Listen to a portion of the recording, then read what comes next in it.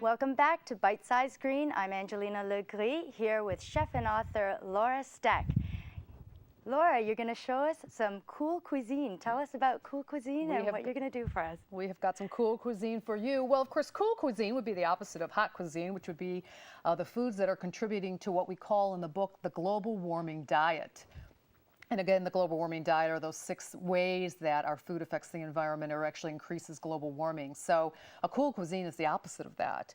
And so the first thing that we're going to do is a nice little cool drink that supports some of the local bees. Leave it. And so bees really work very hard to make us honey. And it is, and there's different types of honey. If we can get a shot of this, we can see just the 2 colors. A lot of times when we do honey, we buy honey in the store, it's all the same color. And actually honey is very, very different. You can have very dark honey, you can have medium honey like this, which is a wildflower honey. You can have a light honey, which is a sage, and it actually affects the flavor of the honey. So it's important to try to learn a little, taste the different types of honeys, buy local honeys that support that are supporting our bees and our local beekeepers, and then trace the difference, because there is definitely a difference between sage, which is very light, wildflower, which is almost which is flowery and kind of fruity, and like a buckwheat honey, which is kind of like molasses. So. Wow. Now this drink, honey sparkler, is very easy to make. We're just going to pour some honey in our pan, and we're just going to saute it or heat it up for a short moment. I'm just going to move this handle over here, if that's okay. Absolutely. To allow it to, maybe just put a little more in there, to allow it to kind of heat up.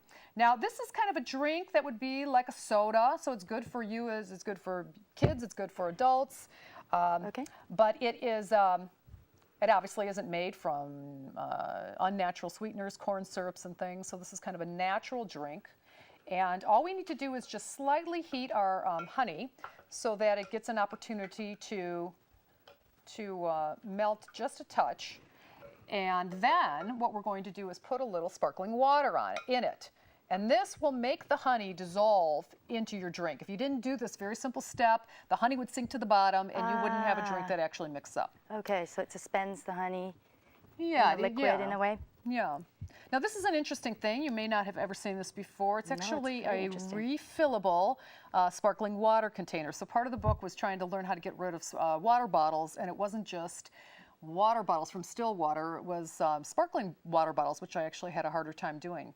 And in Redwood City, Seltzer Sisters has a business where they refill sparkling water bottles. So it's really kind of fun.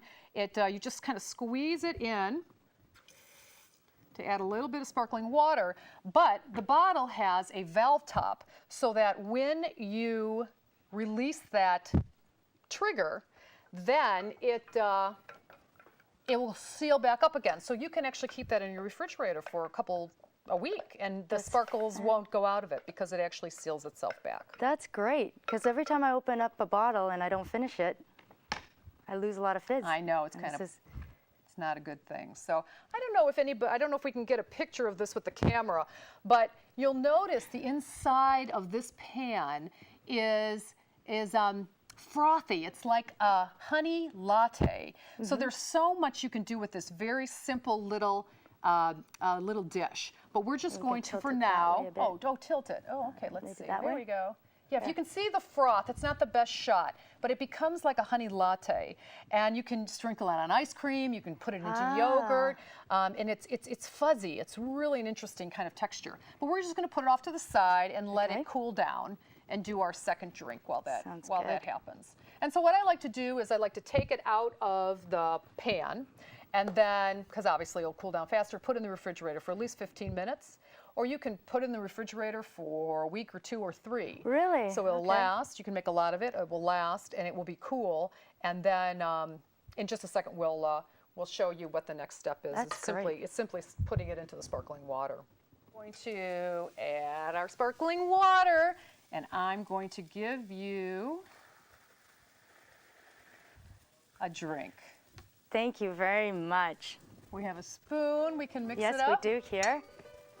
Lovely. Thank you very much, Laura, for joining us and sharing your insights and knowledge and your cooking know-how. One of the most positive effects we can have on the environment begins on your dinner plate. Together we can make a great meal and a great difference. Cheers to that. Thanks for watching Bite Size Green. See you next